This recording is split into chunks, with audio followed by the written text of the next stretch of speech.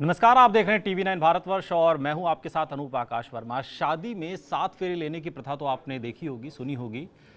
कभी आपने 14 फेरों के बारे में सुना है? और नहीं सुना है तो अब आप सुन भी लीजिए और देखिए भी, क्योंकि मल्टी टैलेंटेड स्टार कास्ट के साथ फिल्म 14 फेरे आ गई है। नाम तो खास है, लेकिन फिल्म में क्या खास है और मैसेज देने के लिए जो ये फिल्म बनाई गई है, हंसते हंसाते क्या उस पॉइंट पर ये फिल्म पहुंचती है, बात करने के लिए हमारे साथ इस फिल्म के हीरो विक्रांत मैसी हमारे साथ है। विक्रांत, बहुत बहुत स्वागत है आपका टीवी 9 भारतवर्ष पर। बहुत बहुत धन्यवाद यहाँ पे हमें बुलाने के लिए। Thank you so much.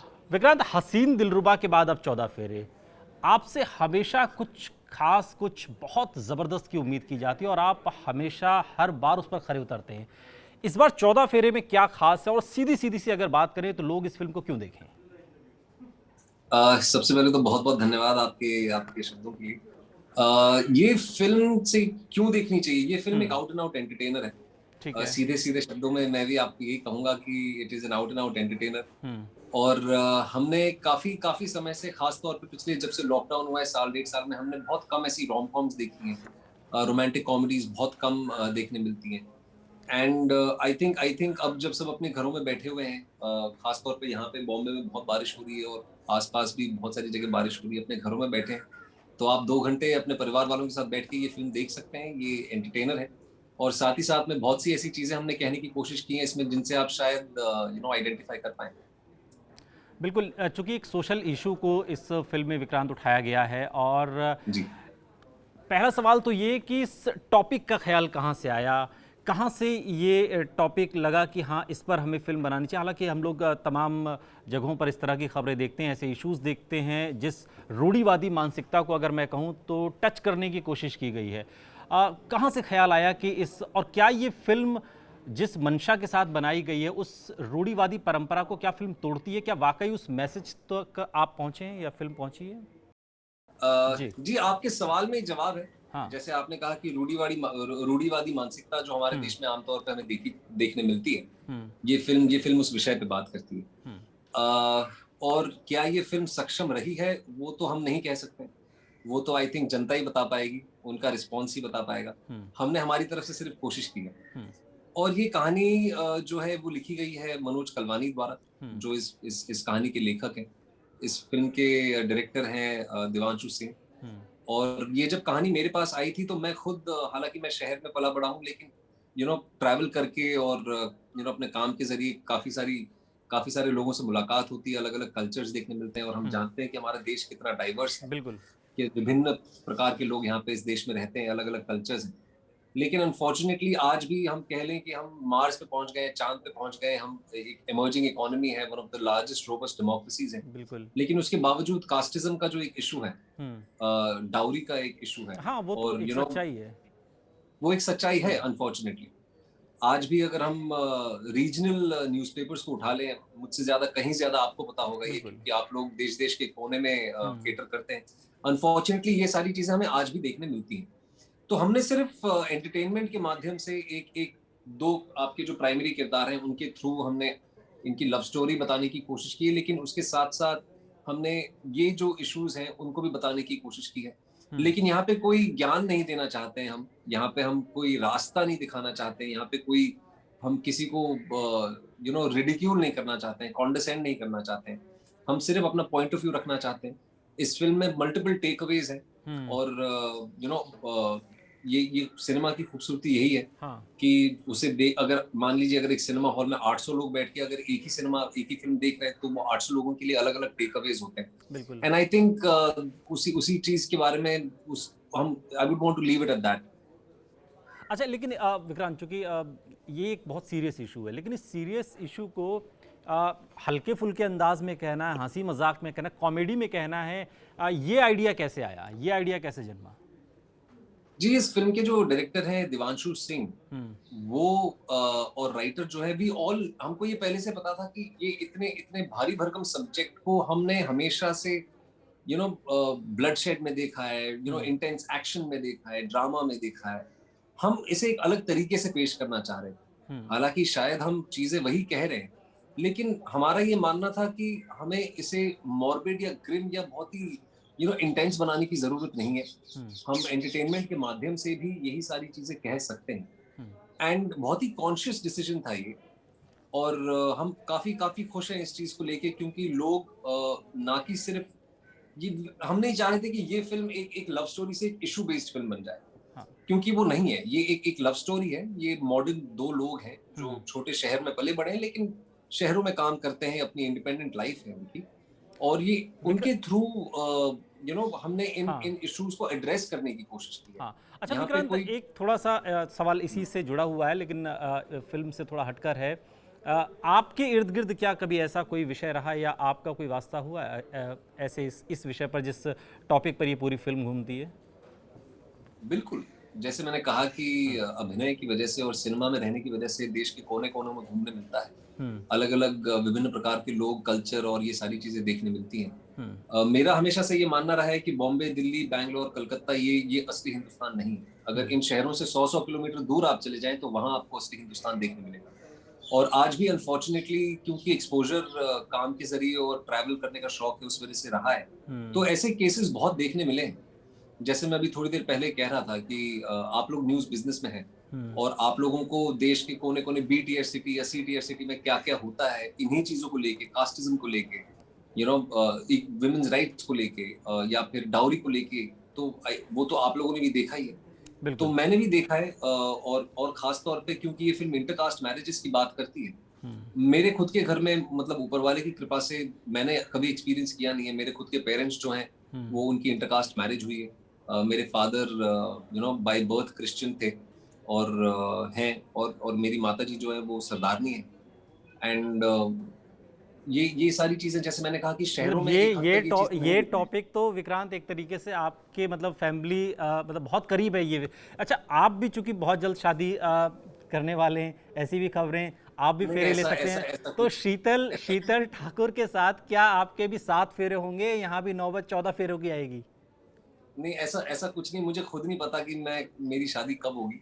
अभी तो फिलहाल सिर्फ काम है, और अभी काम प्रायोरिटी है, और इस वक्त काम पे ही सिर्फ फोकस किया जा रहा है। जब होगी शादी तो आई एम श्योर आपको पता चल ही जाएगा। अच्छा विक्रांत, चूंकि थोड़ा सा फिल्म की कहानी पर भी आते हैं, चूंकि विषय बड़ा सेंसिटिव है और ऐसा सब्जेक्ट है ये कि इससे हमारा जो रूरल इंडिया है वो जुड़ता है, जो हमारा ग्रामीण भारत है वो जुड़ता है, जिसकी आपने ये बात की कि जो असल हिंदुस्तान है वो दरअसल हम शहरों से जब 30-40 किलोमीटर दूर निकलते हैं तब वो शुरू होता है। शूटिंग का ये पूरा किस तरीके का तजुर्बा रहा, कैसा एक्सपीरियंस रहा आपका पूरी फिल्म की शूटिंग का?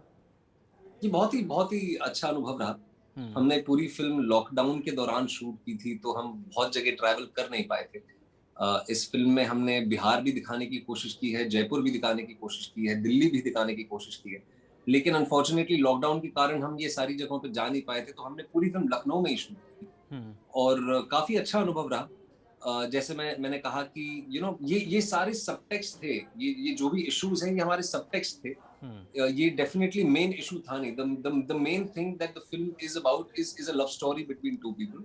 हम्म, ये दो लोग हैं जो अलग अलग कल्चर्स, अलग अलग बैकग्राउंड से आते हैं, और वो शादी करना चाहते हैं, और उस दौरान जो उनकी वो जर्नी है, उस जर्नी के बीच में उनको क्या मुश्किलें फेस करने मिलती हैं, और वो क्यों करने मिलती हैं, उनके ऊपर ये फिल्म है। And it was a wonderful experience. ये बहुत ही खूबसूरत यूनिट एक है। I was very lucky to be a part of this film. काफी मजा आया काम। बिल्कुल। लेकिन विक्रांत, चूंकि आपके अगर हम को स्टार्स की बात करें तो उसमें अगर आपकी फेवरेट को स्टार की बात की जाए तो वो कौन है? चूंकि एक नाम तापसी पन्नू का भी आता है, दीपिका पादुकोण का भी आता है और अब कृति खरबंदा। तीन अगर ऑप्शन आपको दिए जाए तो आपका फेवरेट कौन है? ये तो आप मुझे दुविधा में डाल रहे हैं सर। नहीं, कृति ये होती तो और मज़ा ये आता इस सवाल में। नहीं, ये बिल्कुल, मतलब ये काफी काफी मतलब मुश्किल में मुझे डाल दिया आपने इस सवाल से। मुझे मुझे इन तीनों के साथ काम करने में बहुत बहुत मजा आया। और और सबके साथ काम करने का मतलब एक एक अलग मोटिव था। छपाक, जैसे कि आप जानते हैं, एक सोशली बिल्कुल। रेलेवेंट फिल्म थी। उसका मकसद अलग था।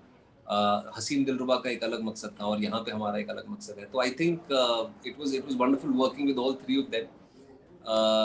या तो मतलब एक एक स्टार चुनना जिनके साथ मुझे सबसे ज्यादा मजा आया, वो थोड़ा मुश्किल है इस वक्त। अच्छा विक्रांत, हम चूंकि देखते हैं कि जो आपका पूरा ये करियर रहा है उसमें हम ये देख रहे हैं कि आपने बड़ी जो फिल्में की हैं वो एक अलग अलग विषयों पर हैं।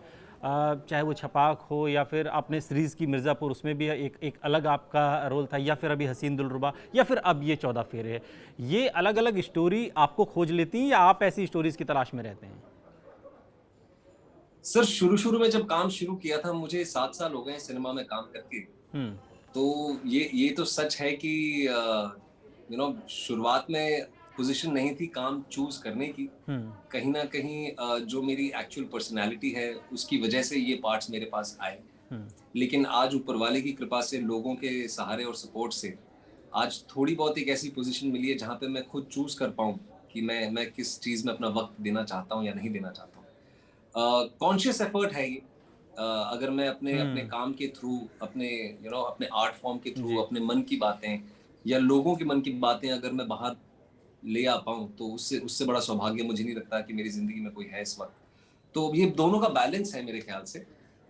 मैं ऐसी कहानियाँ कहना चाहता हूँ क्योंकि मैं खुद इंडिविजुअली इन विषयों पे बात करना चाहता हूँ, चर्चा करना चाहता हूँ। लेकिन साथ ही साथ में प्राइमरीली मैं एक अभिनेता हूँ। मैं लोगों को एंटरटेन करना चाहता हूँ। और अगर ये दोनों चीज़ें एक साथ मिलके अगर हो जाती हैं, तो उसमें तो कोई कोई दो राय नहीं है। तो काफ़ी खुशी होती है इस चीज़ को जान के। अच्छा, ये तजुर्बा कैसे रहा? चाहे वो देवांशु हो या फिर देवांशु और कृति, चूंकि जो आपकी को स्टार है, उनके साथ ये एक्सपीरियंस फिल्म का कैसे रहा? चूंकि टॉपिक बहुत सीरियस है लेकिन उसको बहुत ही हल्के फुल्के अंदाज में बताना है। जी। ये एक्सपीरियंस जैसे कैसा मैंने रहा? कहा, बहुत ही अच्छा अनुभव रहा। ये टॉपिक सीरियस है, लेकिन हम्म। लेकिन हमारा वो उद्देश्य था नहीं। अच्छा। ये एक आउट एंड आउट एंटरटेनर है, ये हम्म। एक रोम कॉम है, एक रोमांटिक कॉमेडी है, जिसके सबटेक्स्ट में ये सारी चीजें कही जा रही हैं। बिल्कुल। और तो कोई ऐसे गंभीर माहौल नहीं था सेट पे। ये कोई out and out action drama नहीं थी, ये out and out romantic comedy थी।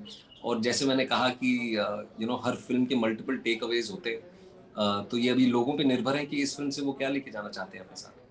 विक्रांत, कोई किस्सा याद है जो इस फिल्म से जुड़ा हुआ है, जो चूंकि एक सीरियस टॉपिक को इतने हल्के फुल्के अंदाज में जो आप बता रहे हैं, इससे जुड़ा हुआ कोई किस्सा आपको याद आ रहा है? ये अभी अगर आप फिल्म देखेंगे तो फिल्म की शुरुआत में ही एक एक किस्सा होता है, जब संजय जो मेरा किरदार है वो दिल्ली हम्म। से अपने घर जहानाबाद जाता है। हाँ। तो उसे वहां पहली बार पता चलता है कि उसकी बहन अपने जिनसे वो प्यार करती है वो उनके साथ भाग के शादी कर चुकी है। हम्म। और मेरे जो फादर हैं वो वो जीवित हैं, हाँ। वो जिंदा हैं, लेकिन उनकी फोटो पे उन्होंने हार चढ़ा दिया है। हम्म। और साथ ही साथ में उनका ये मानना है, क्योंकि वो रूढ़िवादी हैं, वो पुराने ख्यालात के हैं, हाँ। तो उनका ये मानना है कि मेरी शादी करा दें, तो समाज वाले ये सारी बातें जो मेरी बहन भाग के शादी कर गई है, हम्म। वो उस विषय में बातचीत, उस पे पर्दा डाल देंगे वो। हम्म। तो वो हालांकि बहुत ही कॉमिक सीक्वेंस था। बिल्कुल।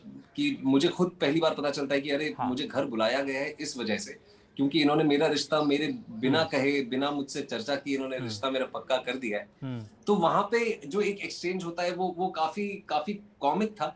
बिल्कुल। लेकिन और जैसे मैंने वहाँ से कहा फिर कि वो फ्लैशबैक में जिस तरीके से पूरी वो स्टोरी जाती है। अच्छा विक्रांत, एक आखिरी सवाल, चूंकि कोरोना काल है, हम लोग समझ रहे हैं, फिल्में सिनेमाघरों में उस तरीके से नहीं आ पा रही हैं, ओटीटी पर आ रही हैं।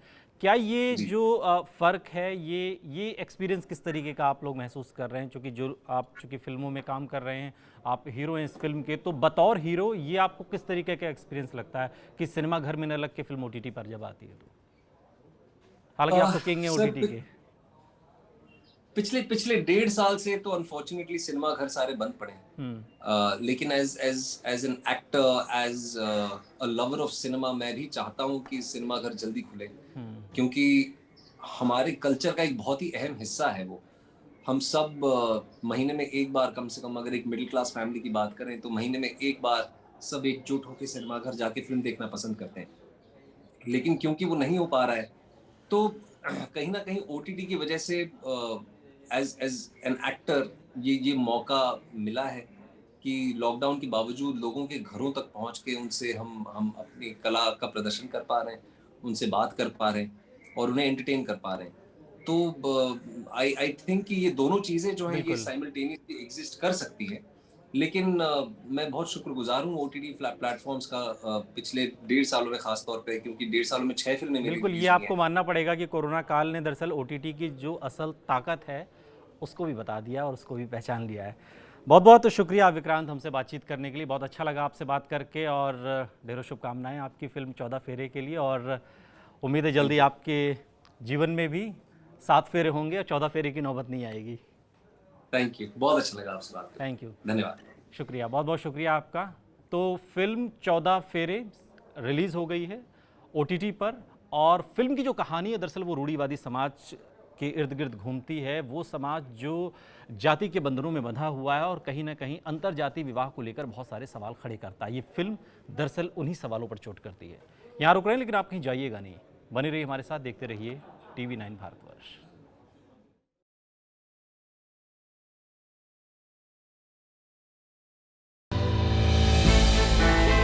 हमने की गलती फिर एक बार, कोरोना ने किया दोबारा प्रहार। मास्क, 2 गज दूरी, करें अपनी सुरक्षा खुद। कोरोना टीका हम सबको लगाना है, मिलकर साथ समझदारी से कोरोना को हराना है।